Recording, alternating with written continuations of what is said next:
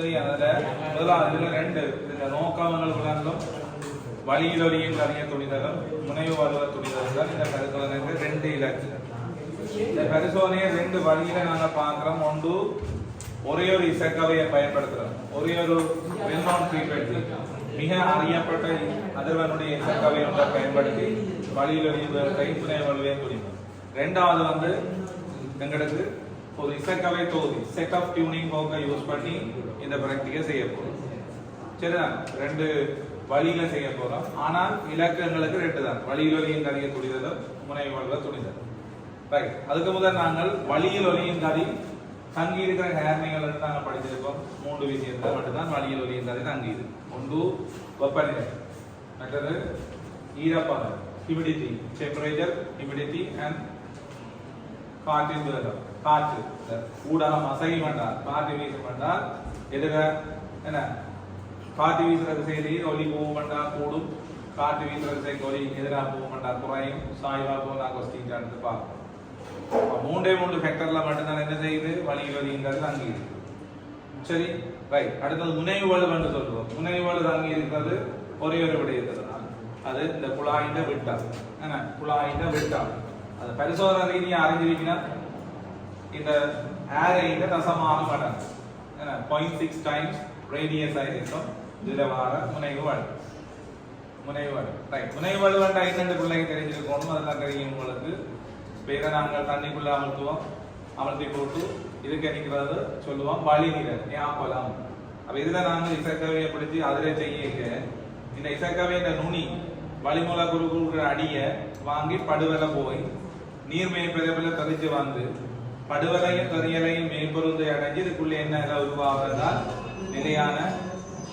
நிலையான நீள்வாக்காலை உருவாகும். Standing லொஜிடியூனல் waves இதுக்கு ஃபார்ம் பண்ணும்.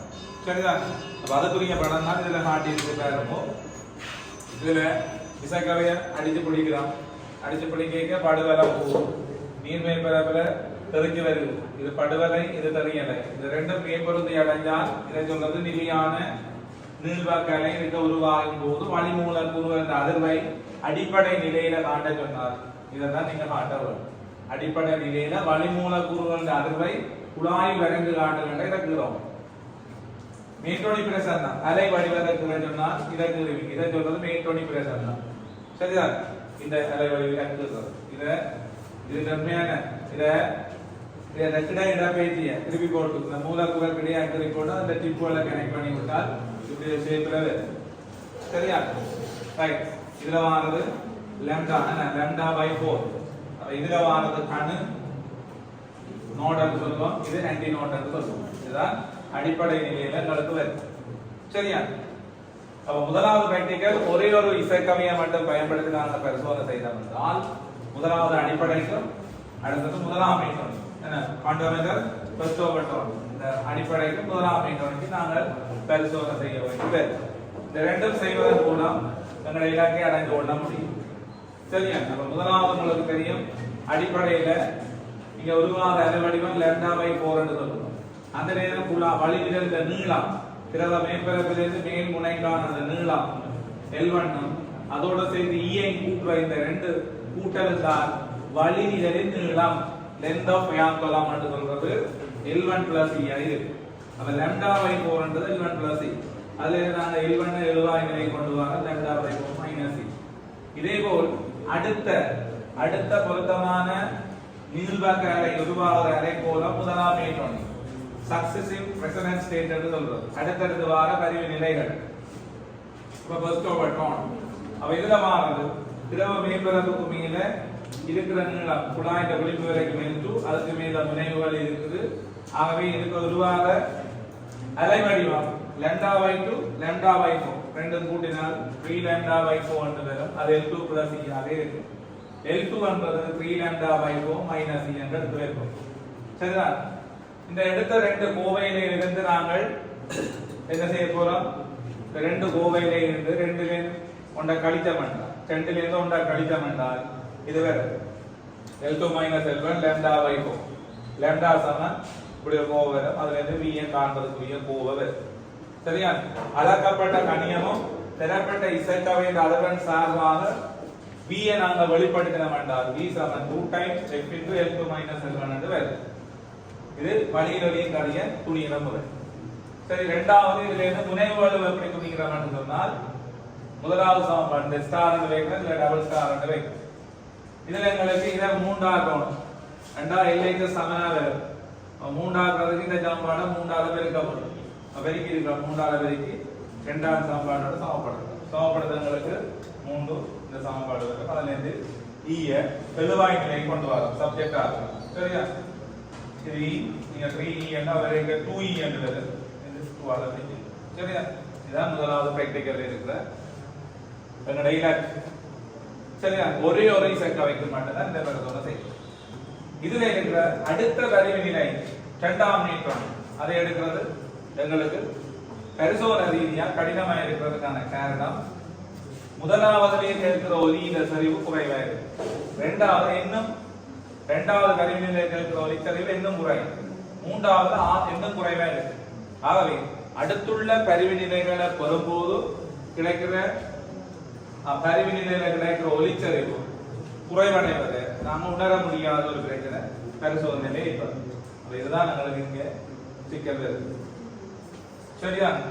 ரைட். இது முதலாவது பிராக்டிகல். இரண்டாவது பிராக்டிகல் நாங்க பார்க்கிறோம் இசைக்கவை, அதாவது தியரியை செய்து நாங்க பிராக்டிகலுக்கு போவோம். சரியா? இரண்டாவது பிராக்டிகல் வந்து ஒரு இசைக்கவை தொகுதியை பாவித்து ஒரு செட் ஆஃப் டியூனிங் போக பாவிக்கும். அதுல அடிப்படையான விஷயம் இதுல இருக்கிற இசைக்கவை தொகுதியில அவையோட பரிமாணம் பிசிக்கல் டைமென்ஷனை வச்சுக்கொண்டு எது அளவன் கூட குறையாண்ட விஷயம் தெரியும். சரிதான்? அப்ப இதுல இதுக்கு சொல்றது என்ன, இசைக்கவையில மிக முக்கியமான பகுதி இதுக்கு பேர் குரோம்ஸ் என்று சொல்லுவோம். குரோம்ஸ் என்றால் இசைக்கவையில புயான், அதிலும் புயான், இதை சொல்றது அதிலும் புயான், இதை சொல்றது ஸ்டெம் என்று சொல்லுவோம். அடி, இசைக்கவையில அடி.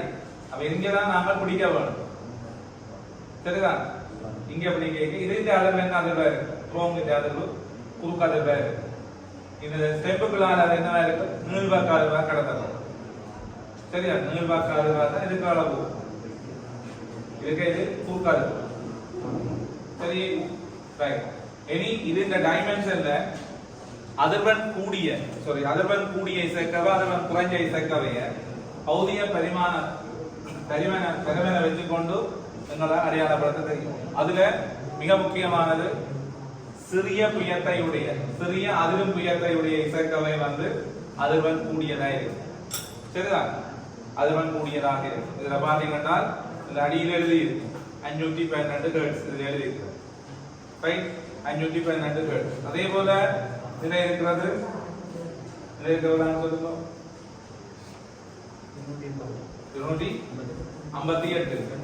288 ஹெர்ட்ஸ் ஆக இருக்கு.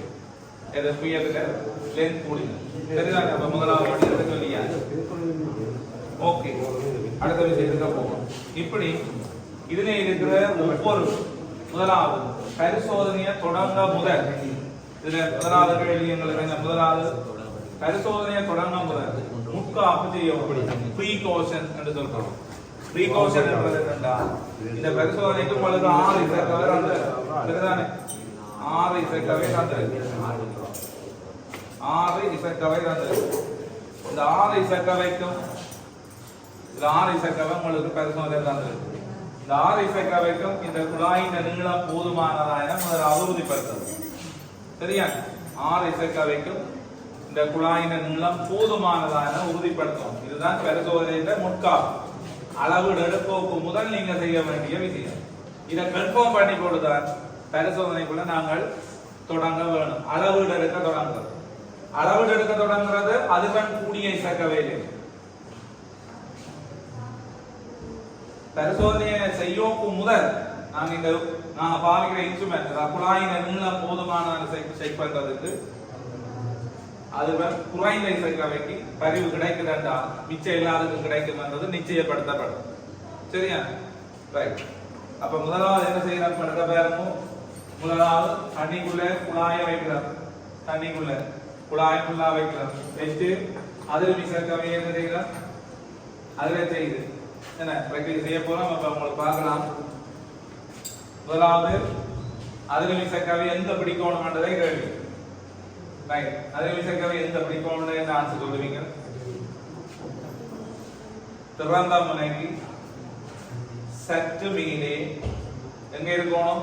எங்களை இந்த குழாயில அச்சு இருக்குதான், குழாயின் அச்சு இருக்குதான், அந்த அச்சுல இந்த ப்ரோங்ஸ் நுனி இருக்கவன் இது இசைக்கவையின் இதைத்தான் சொல்றது டிப் ஆஃப் த ப்ரோங்ஸ் என்று சொல்றது. அதிலும் உயர்ந்த நுனி, குழாயின் அச்சுல இருக்க வேணும், திறந்த முனைக்கு சற்று மேலே இருக்கும். இதுதான் அந்த ரூல். ஏன் அப்படி சொல்றோம்? இதுக்கான காரணம் சொல்லுங்க. இப்படியே பிடிக்கும் இல்ல ஸ்ட்ரக்சருக்கு என்னென்ன the way of answer short and sweet எழுதும், எலாபரேட் பண்ணி எழுதுறது. இந்த கண்டக அப்படியே விளக்கி எழுதும். வியசக்தி அதை இன்னும் டெவலப் பண்ணி சொல்ல. அதுக்கான மிக திருத்தமான டேர்ம்ஸ் என்னென்றால் வினைத்திறனான சக்தி பரிமாற்றத்தை நிகழ்த்துவது. இசைக்கவையில் இருக்கிற எனர்ஜியை ஹை அமௌண்ட்ல ஏர் குளத்துக்கு டிரான்ஸ்ஃபர் பண்றது. இசைக்கவையில் இருக்கிற அந்த அதிரும் சக்தியை உயர் சக்தியை வினைத்திறனாக இடமாக்குறது. இதே விஷயம் சுரமானித படித்திருப்பீங்கள். பாலக்கட்டைகளுக்கு நடுவில் வைக்கணும் என்று படிக்கலாம். பாலக்கட்டைகளுக்கு நடுவில் வைக்கணும். அங்கேயும் இதே தான் ஆன்சர். இசைக்கவையின் அதிர்வு சக்தியை வினைத்திறனாக கம்பிக்கு இடமாற்றுவதற்கு சரியா? efficiently energy transferring from tuning fork to air column efficiently அது சொல்றோம். வினைத்திறனா படிக்கிறதுலே இருக்குது இவ்வளவு விஷயம். அவ இங்க மேல படிக்கிறாரு. ரைட். இரண்டாவது கேள்வி இதுல இந்த விட்டம் பெரிய குழாயை பாவிச்சிருக்கோம். இப்படி ஒரு சிலிண்டர் மெஷரிங் சிலிண்டருக்கு மேல இப்படி இருக்கிற ஒரு குழாயை பாவிச்சா பரிசோதனை செய்யலாம்.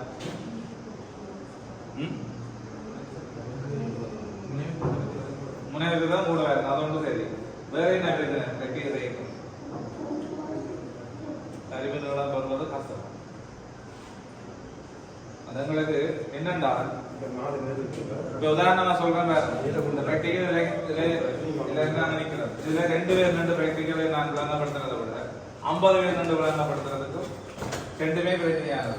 2 பேர் விளங்கப்படுத்துறது 50 பேர் இருக்கிறதும் பரிசோதனைக்கு சக்சஸ்ஃபுல் இல்லை. ஒரு கணிசமான